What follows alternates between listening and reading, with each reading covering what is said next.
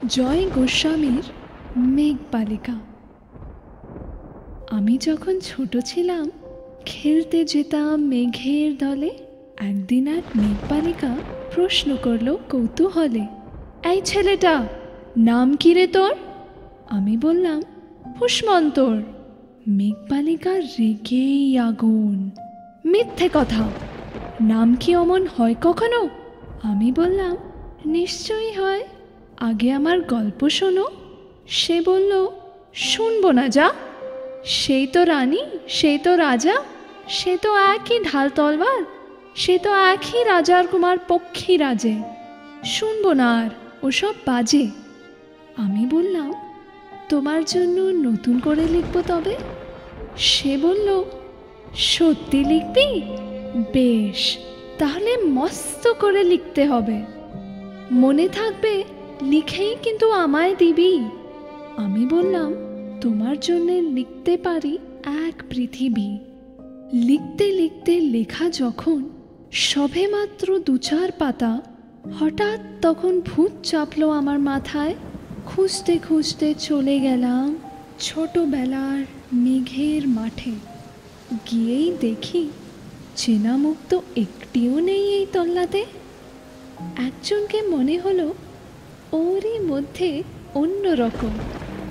এগিয়ে গিয়ে বলি তাকেই, তুমি কি সেই মেঘবালিকা? তুমি কি সেই? সে বলেছে মনে তো নেই, আমার ওসব মনে তো নেই। আমি বললাম তুমি আমায় লেখার কথা বলেছিলে। সে বলল সঙ্গে আছে, ভাসিয়ে দাও গায়ের ঝিলে। আর হ্যাঁ শোনো, এখন আমি মেঘ নই আর, সবাই এখন বৃষ্টি বলে ডাকে আমায়।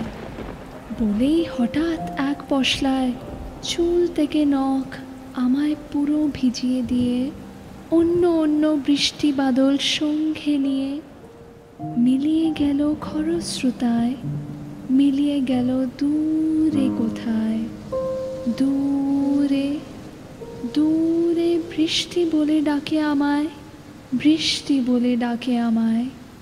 আপন মনে বলতে বলতে আমি কেবল বসে রইলাম ভিজে একসা কাপড় জামায়। গাছের তলায় বসে রইলাম, বৃষ্টি নাকি মেঘের জন্য। এমন সময় অন্য একটি বৃষ্টি আমায় চিনতে পেরে বলল, তাতে মন খারাপের কি হয়েছে? যাও, ফিরে যাও, লেখো আবার।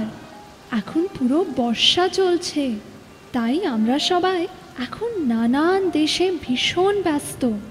তুমিও যাও, মন দাওগে তোমার কাজে। বর্ষা থেকে ফিরে আমরা নিজেই যাব তোমার কাছে।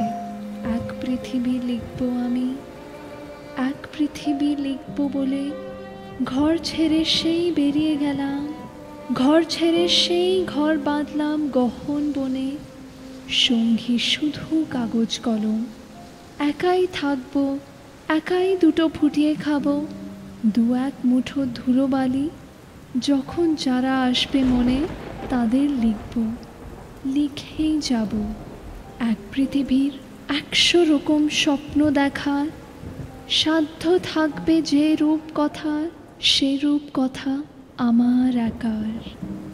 ঘাড় গুজে দিন লিখতে লিখতে, ঘাড় গুজে রাত লিখতে লিখতে, মুছেছে দিন মুছেছে রাত, যখন আমার লেখবার হাত অষাঢ় হলো।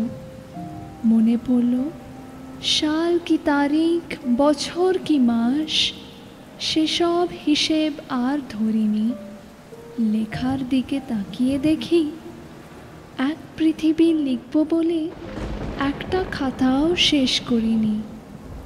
সঙ্গে সঙ্গে ঝমঝমিয়ে বৃষ্টি এলো খাতার ওপর, আজীবনের লেখার ওপর বৃষ্টি এলো এই অরণ্যে।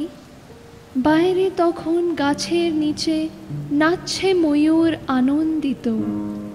এ গাছ ও গাছ উড়ছে পাখি, বলছে পাখি এই অরণ্যে কবির জন্যে আমরা থাকি। বলছে ওরা কবির জন্যে আমরা কোথাও আমরা কোথাও হার মানিনি।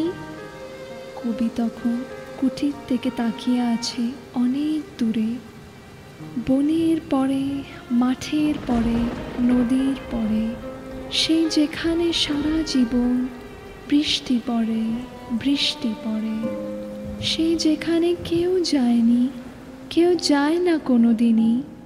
আজ সে কবি দেখতে পাচ্ছে সেই দেশে, সেই ঝর্ণাতলায় এদিক ওদিক ছুটে বেড়ায় সোনায় মোড়া মেঘ হরিণী, কিশোর বেলার সেই হরিণী।